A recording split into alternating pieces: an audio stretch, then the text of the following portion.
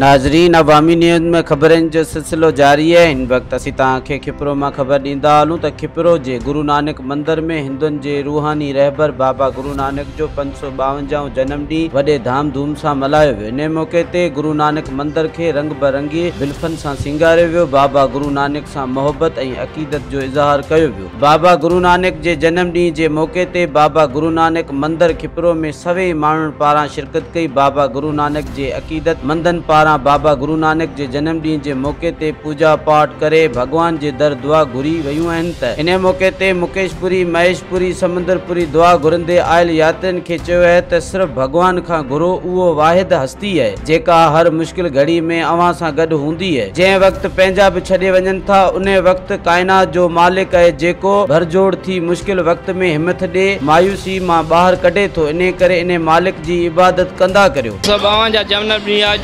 तमाम खुश आहे, तमाम आवाम खुश आहे, तमाम खुशी आहे, बेहंदा खुशी आहे। ये पीर असांजे नानकाने पंजाब साहिब भी धमाधम हले थो पियो, मस्त मेलो हुते बाबे गुरु नानक साहिब जो जन्म ॾींहुं आहे, असांजो मुर्शिद आहे। तमाम खुशी आहे, बेहंदा वॾी वधि में वधि असांजी खुशी आहे। जिन दुआयूं दूर कंदा आहियूं त असांजे जंहिं मुल्क में रहूं था, जीअं असां पाकिस्तान में रहूं था, बिल्कुलु असां उन लाइ दुआयूं घुरंदा आहियूं त पाकिस्तान असां ज़िंदा रहे, आबाद रहे। असांजो जेका असां मुसीबत हुजे, जंहिं बि असां मुल्क में रहूं था, उन मुल्क में मुसीबत टरी वञे। नानक शाह जो 552 जन्म ॾींहुं आहे अॼु, जेको पूरी दुनिया में मल्हायो वञे पियो।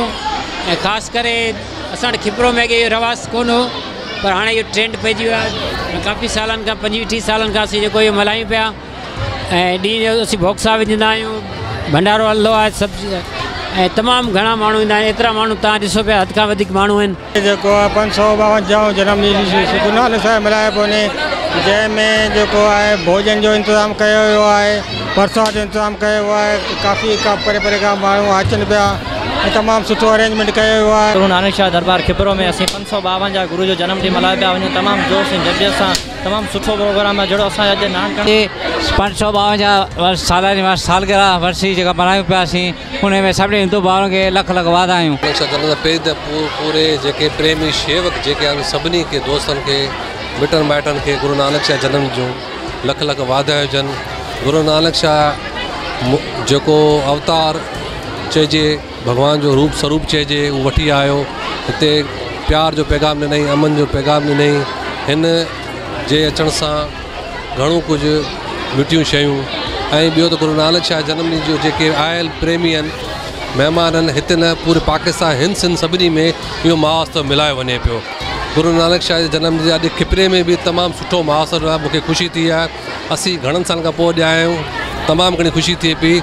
आख़िर में जेको पाठ पूजन पूजा थी, शेवा थी, ऐं आख़िर में मुल्क लाइ दुआऊं घुरियूं त पंहिंजो मुल्क सदा आबाद ऐं ख़ुशहाल रहे। तमामु वॾे धाम धूम सां ऐं ख़ुशी सां, ऐं असां त इहे दुआ गो आहियूं ऐं साईं खे अरदास कयो आहे त असांजी ख़ुशहाली ऐं असांजी रहनुमाई लाइ असांजी अॻिवान कनि, असांखे आसीस कनि, ऐं असीं अव्हांजे इन आशीर्वाद में जीए पले रहंदासीं।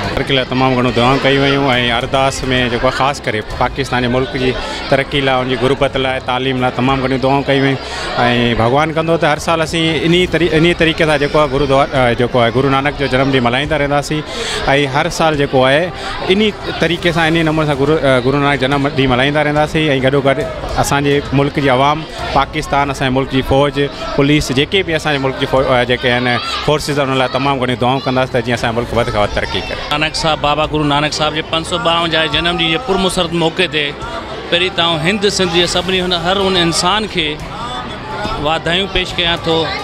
गुरु नानक साहब जो हमेशह इहो ई प्रचार रहियो त अमन, सुख, शांति सां ज़िंदगी ऐं भगवान जो नाम वठंदा कयो।